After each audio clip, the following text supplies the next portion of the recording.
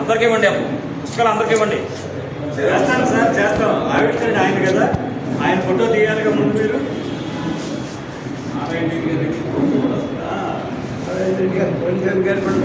Cinema క్యాసెట్లు అలవాటు చేసుకుని మీరు మా సభని మార్చేస్తున్నారు సార్. అలానే సార్ చూడాలండి.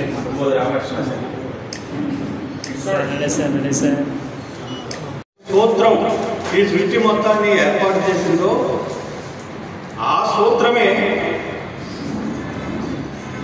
ఈనాడు సామాజికంగా జరుగుతున్న ప్రతి అంశానికి కూడా వర్తిస్తుంది. ఏ పంచమహాభూతాలు అయితే ఈ సృష్టిని ఏర్పరిచాయో ఆ పంచమహాభూతాలు లేకుండా ఈ బాటిల్ లేదు, ఈ సెల్ ఫోన్ కూడా లేదు. కాబట్టి వీటి మూల తత్వాన్ని మనం అర్థం చేసుకోవాల్సినటువంటి అవసరం చాలా ఉంది. మనం ఆలోచించవలసినటువంటి విజ్ఞులైనటువంటి వ్యక్తులు, ఆలోచించగలిగినటువంటి వ్యక్తులకి కావలసినటువంటి మెదడుకి మేత ఈ పుస్తకం అందిస్తుంది అని చెప్పి చూసినప్పుడు భారతిలో కూడా ఆయన కవిత పడిందే నేను చదివాను. అంటే భారతి మాసపత్రికలో కవిత పడింది, ఆ రచయితకి అలాంటి గౌరవం ఉండేది. ఆయన 1988 ప్రాంతంలో ఆయన కవిత భారతీ పత్రికలో వచ్చాయి. ఈ సృష్టికర్త శతకానికి ఆయన 116 పద్యాలు రాశారు. 116 పద్యాలు రాసి అంటే సాధారణంగా 100 చాలు, కానీ ఒక్కొక్కళ్ళు ఒక్కొక్క రకమైనటువంటి సంఖ్య నియమాన్ని పెట్టుకుంటూ ఉంటారు. అలా పెట్టుకున్నటువంటి వాటిలో ఈయన 116 రాసి 108వ పద్యం దగ్గర మాత్రం నీవు అష్టోత్తర శతాన్ని నిర్వహించారు అన్నాడు. నిన్నే హృదిని నిలిపి నీ సృష్టి తలపోసి పద్య పుష్పములను నృత్యములను అర్చ చేసిన సృష్టికర్తమే. అంటే వీరబ్రహ్మ గారి తత్వాల్లో వాటికి సంబంధించి కొన్ని ఉండవచ్చు, కానీ ఒక సృష్టికర్త మీద రాసిన శతకం ఇది. ఈ శతకాన్ని వీరు అంటే వీరి ప్రతిభా విత్పత్తులన్నీ కూడా ప్రతి పద్యంలో కూడా మనకి ప్రతిబింబిస్తాయి. వీరు ఋగ్వేదంలో నుంచి, యజుర్వేదం నుంచి, అలాగే ఉపనిషత్తుల్లో నుంచి, బ్రహ్మసూత్రాలలో నుంచి, శివానంద లహరి నుంచి, వీరబ్రహ్మం గారి తత్వాల నుంచి, భగవద్గీత నుంచి కూడా అనేకమైనటువంటి అంశాల సారాంశాన్ని ఈ పద్యాల్లో ఇమిడ్చారు. పద్యాల్లో ఎక్కడ కూడా ఇది కొంచెం మనకి సృష్టికర్త ఇదంతా మనకి ఎక్కడ అర్థమవుతుంది అనుకుంటాం, కానీ ఏ పద్యం కూడా ఆయన దురవగాహన లేదు. ప్రతి పద్యము కూడా చాలా చిన్న చిన్న పదాల తేలికగా రాయటంటే విషయం కొంచెం గహనమైంది. అలాంటి విషయాన్ని తేలిక మాటలతో ప్రతి ఒక్కరికి అర్థమయ్యేటువంటి రీతిలో దీన్ని రాశారు.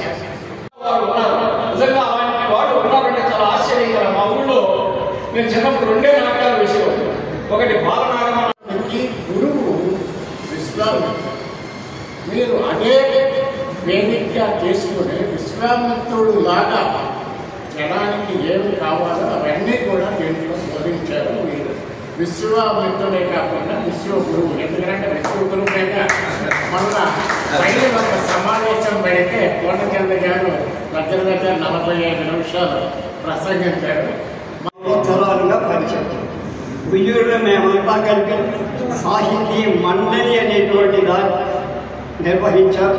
ఆయన దాని వైస్ ప్రెసిడెంట్గా, తర్వాత కొంతకాలం నేను దాని కన్వీనర్గా అట్లా పనిచేసాం. అప్పుడే కొంచెంత గారు, సుబ్బారావు గారు వీళ్ళందరూ పరిచయం. 3 శతకాలు రాయించాలని నాకెందుకో మనసులో కలిపి ఒక శతకం మొదట రామలక్ష్మణాచార్య గారి, 2వ శతకం శ్రీమతి. నేను దాన్ని నిర్వహిస్తూ ఉంటున్నాం.